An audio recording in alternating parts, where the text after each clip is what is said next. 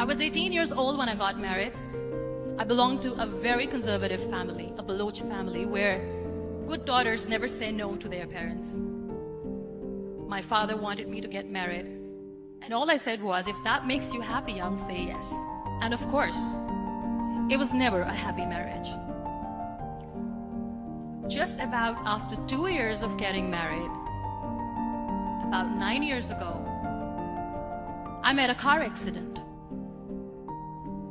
Somehow my husband fell asleep and the car fell in the ditch. He managed to jump out, saved himself. I'm happy for him. But I stayed inside the car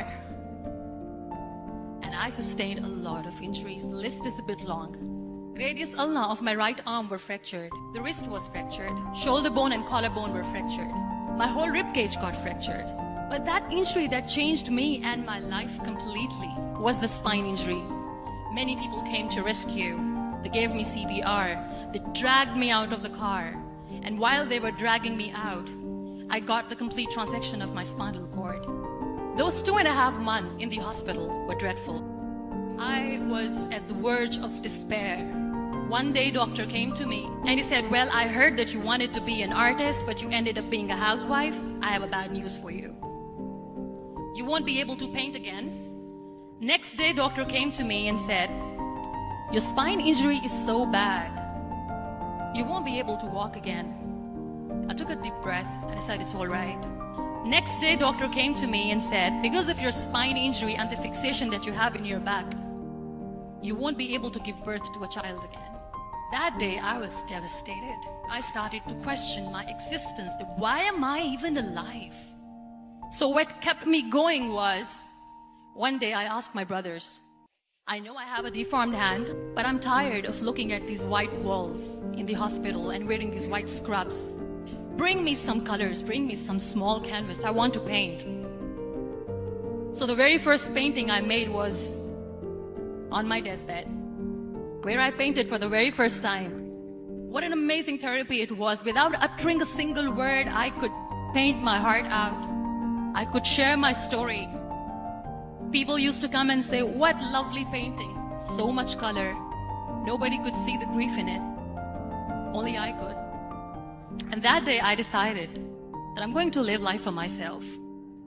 I am not going to be that perfect person for someone. I am just going to take this moment and I will make it perfect for myself. That I'm going to fight my fears. So I wrote down one by one all those fears. And I decided that I'm going to overcome these fears one at a time. You know what was my biggest fear? Divorce. But the day I decided that this is nothing but my fear, I liberated myself by setting him free. And I made myself emotionally so strong that the day I got the news that he's getting married, I sent him a text that I'm so happy for you and I wish you all the best.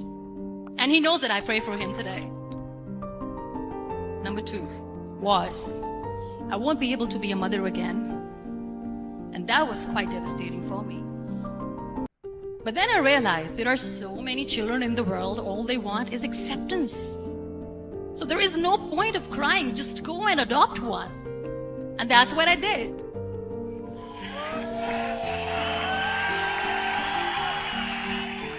I gave my name in different organizations, different orphanages, and I waited patiently.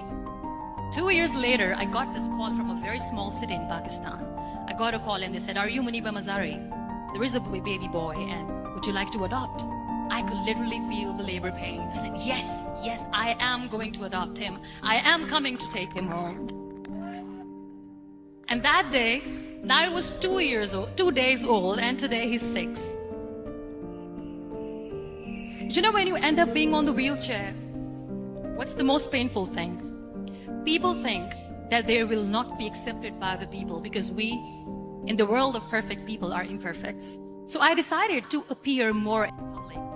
I started to paint. I have done a lot of modeling campaigns. I decided that I'm going to join the national TV of Pakistan as an anchor person. I became the National Goodwill Ambassador for UN Women Pakistan, and now I speak for the rights of women, children. I was featured in BBC 100 Women for 2015. I'm one of Forbes 30 under 30 for 2016.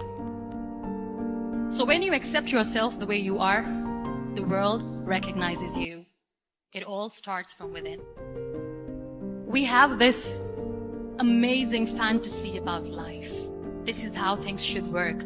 This is my plan. It should go as per my plan. If that doesn't happen, we give up. I never wanted to be on the wheelchair. Never thought of being on the wheelchair. This life is a test and a trial, and tests are never supposed to be easy. So when you are expecting ease from life, and life gives you lemons, then you make the lemonade, and then do not blame life for that. It is okay to be scared. It is okay to cry. Everything is okay, but giving up should not be an option.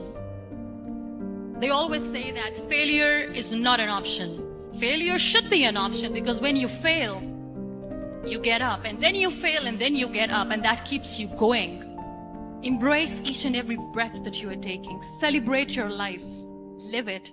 Don't die before your death. Real happiness lies in gratitude. So be grateful, be alive, and live every moment.